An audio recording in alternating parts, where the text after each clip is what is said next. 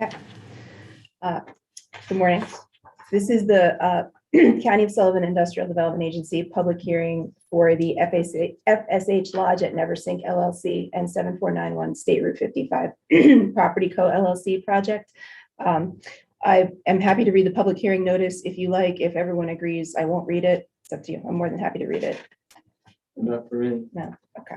All right. So there are copies of the project application and the cost benefit analysis up here. And this is your time to make any comments regarding the proposed project. So Ken Walter has signed up to speak, so you may please speak first. I have a couple of questions. What exactly are they planning on doing there? You know, it doesn't say much in the, I couldn't pick it out. I know it's a spa. I have no idea what kind of market they're looking at. So I would, it's not a public, excuse me, a question and answer session, but I would refer you to at the end of the application, there's a narrative description of the project. And it's a renovation of the existing buildings and a wellness center with, I believe, about 34 rooms. So the last 2 pages do describe the project in a little bit more detail than the form itself. No problem. All right, on the application, I'm referring to that. The mortgage tax by giving the abatement in mortgage tax, that will cost the town of Neversink alone $17,000. Okay, it'll cost the in sales tax, it'll cost the county $134,000.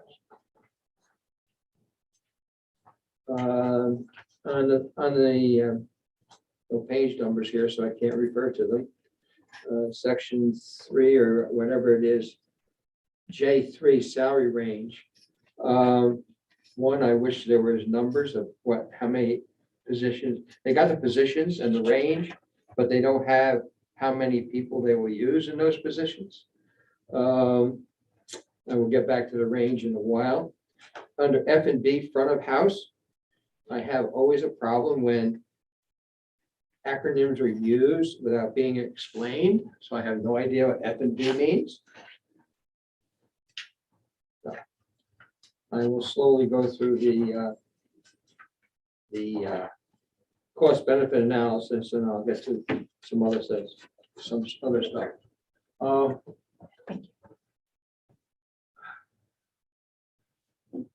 I always like the fact that when it comes to real estate taxes, is to be determined. I figure this amount of time that IDAs have been in business, they should be able to come up with some estimated numbers so people know what we're talking about. And it always bothers me, we do not have that. So we have no idea how the tax rate will be or what kind of money coming in at all. And then I find it a major flaw in the process. On page 6, on school costs and so forth, what is the available housing in the town of Neversink for the salary ranges of the people that are going to be working there?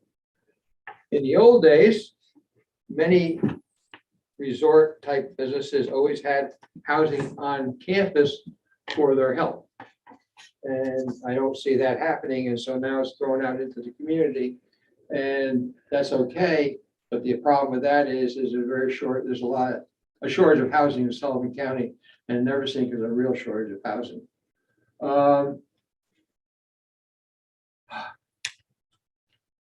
They claim there's going to be a daily rate of $650 a day with a 50% occupancy. And anytime I see anything that comes before the IDA and this company, and I assume it's a standard through cost benefit analysis, they always use a 50% occupancy rate through the year, and that's probably backed up by experience. So that gives you some more information to work with. I like the sales tax presentation, you know, how much the county is going to make, sales tax from operations 2.2 million. And we assume all purchases are in Sullivan County. We know that's not going to happen. So it's another issue. So I did some analysis of the numbers you put forth. Apparently you're seeing Evan on Wednesday. That's who I called. Yes. Okay.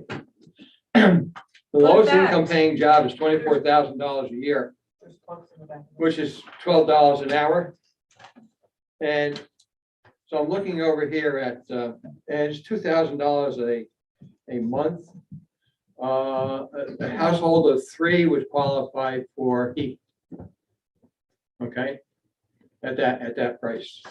And HEAP is actually a lower threshold than food stamps. So when it comes to food stamps, the threshold for 3 is $2,300. And there's another tier 2 here for HEAP, but I do not like the fact that jobs are paying a salary that makes people eligible for subsidization from the public coffers. I think that the employer should be paying people a wage that does not have them qualify. So let's look at the room rates. 34 rooms.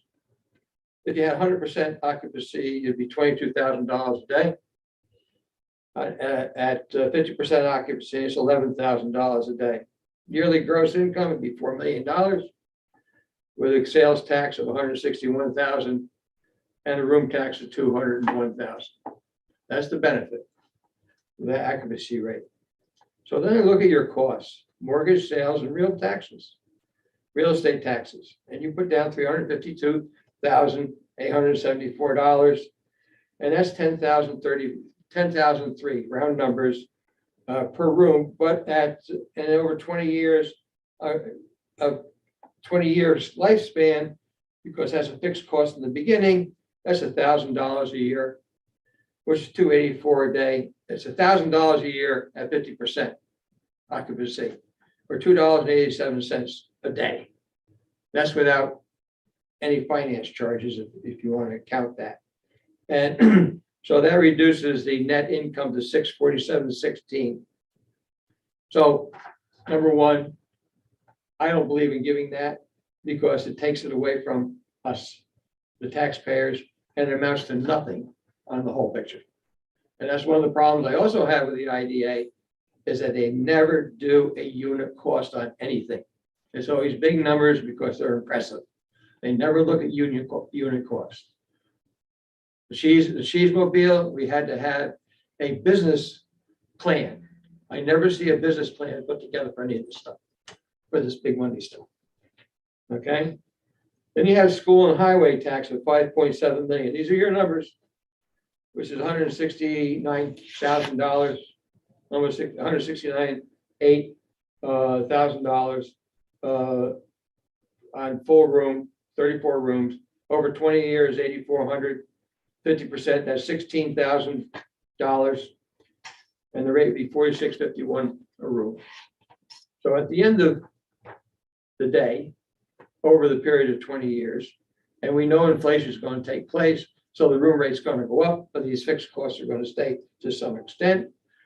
They're down to $600 a room to take care of the rest of their overhead.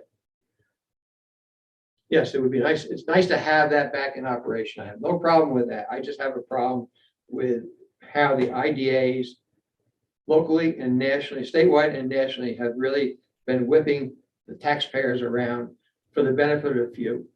And in the long run, it's not. If your business model cannot sustain the cost of your overhead, like everybody has to do with a house or a small business, then make the business model different. We don't need this bureaucracy to create jobs. Let people do real business the real way and so forth. Thank you. Thank you. Oh, by the way, I love it that nobody ever shows up from the board for these public hearings.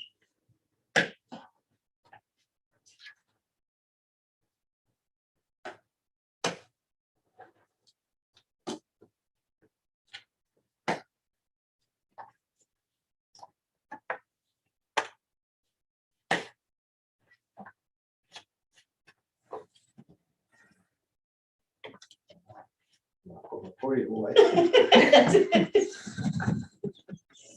Okay. I got two different voices. I got the business voice. Yeah, I hear you. Yeah. Okay. Okay. Since we started late, I don't imagine anyone else is coming. So I think I'll, If somebody was running late, they would be here by now. yeah, can't be. So I'll go ahead and close the public hearing there if there's no further public comment. Thank you. I'm going to stop the recording and the live stream now.